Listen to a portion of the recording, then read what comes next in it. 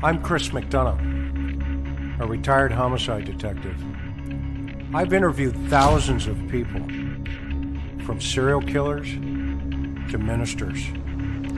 Welcome to the interview room.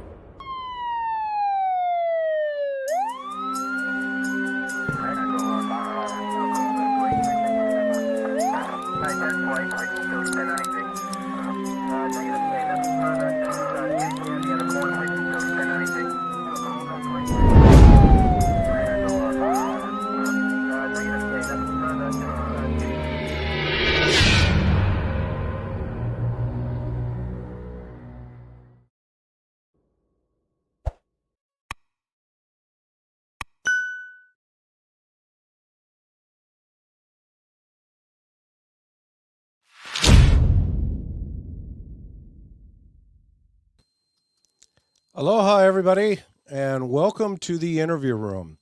Hey, I just wanted to take a moment and give you a quick briefing on the Larry Millete dynamics that are constantly changing. So today I just want to go and give you an update on what Larry Millete has been doing while sitting in jail awaiting the next hearing in his case.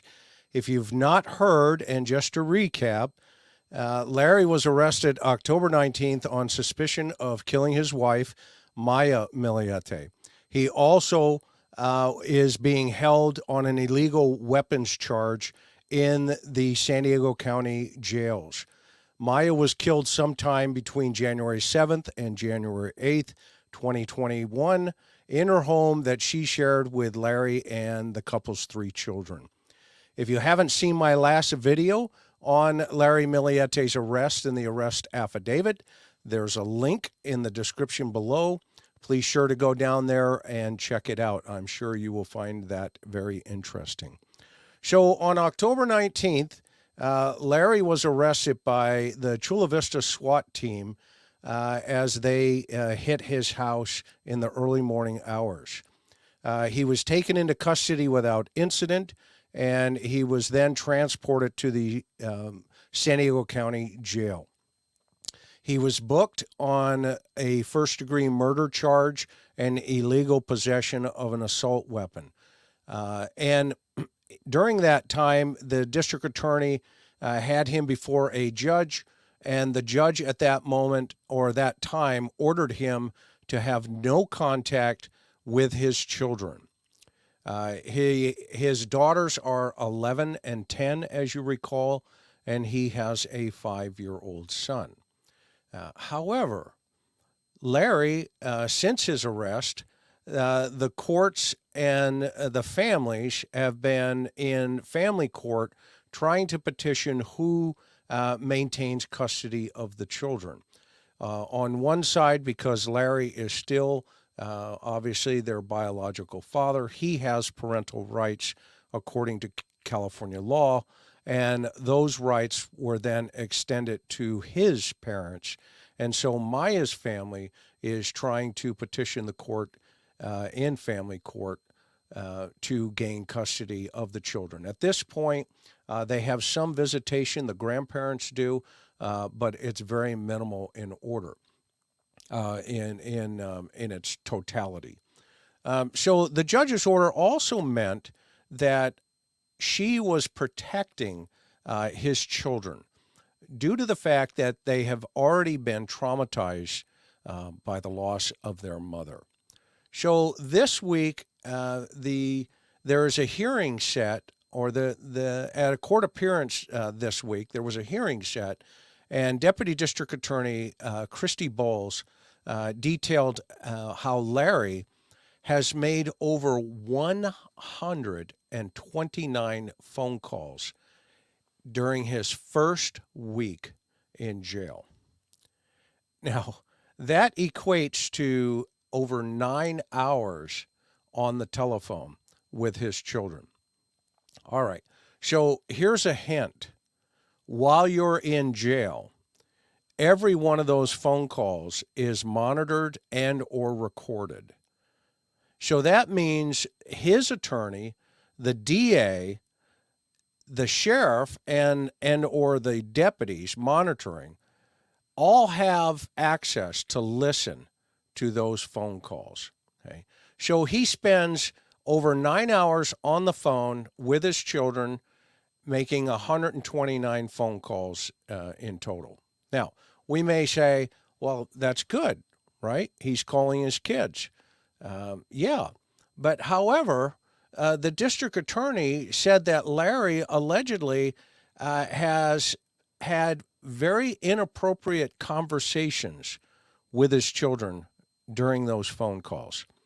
Now, this is a person right now allegedly, he's been charged with taking the life of his wife, and he's also has custody of these children, and now he's made 129 phone calls that could potentially, in my opinion, impact whether or not he maintains total control over those children.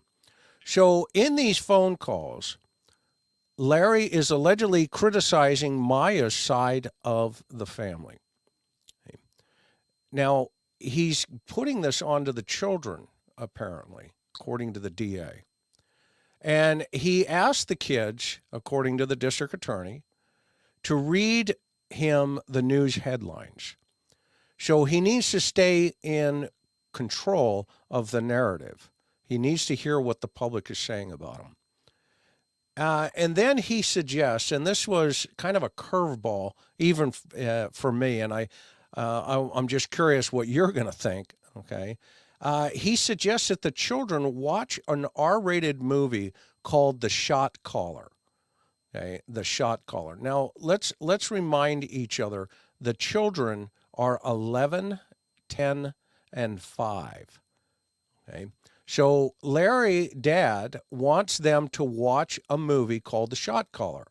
So I looked it up and basically did a little homework on the movie. It's a 2017 movie about a businessman who becomes the head of a prison gang after being sentenced for a fatal DUI crash. Okay, so this movie, The Shot Caller, Shot, S-H-O-T, Caller, C-A-L-L-E-R, is a dark depiction of the ills of the prison system. And according to the site Common Sense Media, an independent nonprofit that reviews all media so that parents can make informed decisions about what their children should watch, okay, they said this movie is about a law-abiding family man that drinks at a dinner party and kills someone in a car accident, which sends him to prison for 7 years. A fate that later turns him, by necessity, in the prison system, into a violent criminal. Okay. So I don't know what the subliminal messaging is there.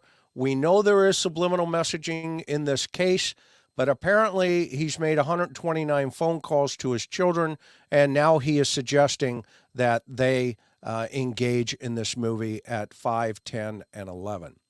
So for survival, this guy in prison must do illegal and violent bidding of a gang boss while incarcerated. Or he risks that death himself will come upon him and his family. Okay. So it sounds like Larry is allegedly going into the gang business while in custody. Or at least he's preparing himself to be in the gang business while he's in custody. But I don't know. I'm curious what you think. In this movie, there is a lot of blood, hand-to-hand killings, and scenes of graphic knife fights. Okay, drug use is shown, and here's the most disturbing part for me, and I'm curious what you're going to think.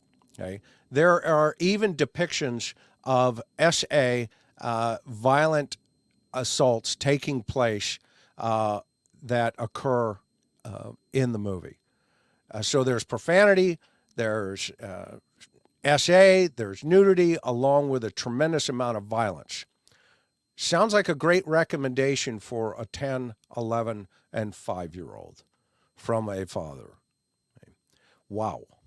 So what do you think about Larry asking his children to watch this type of movie. Well, the judge didn't like it.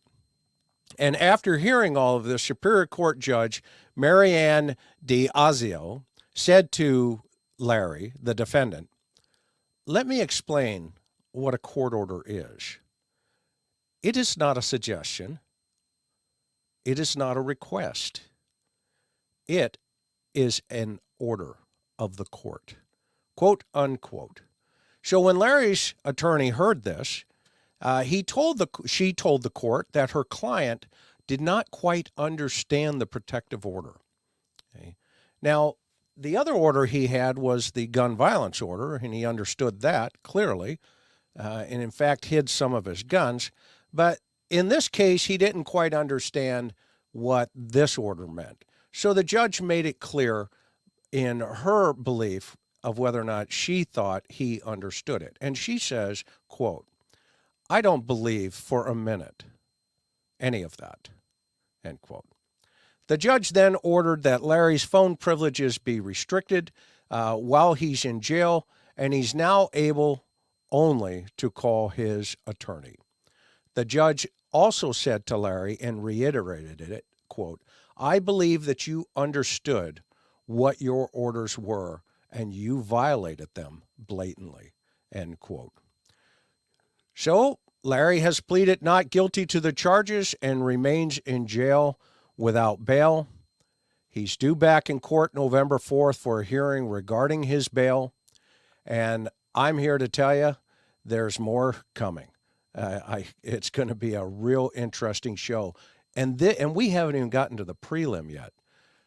Guys and gals, members of TIR, thank you always for watching. Be sure to like and share this video. And if you haven't subscribed to this channel yet, would you be kind enough to please do so? We would be grateful. See you on the next one.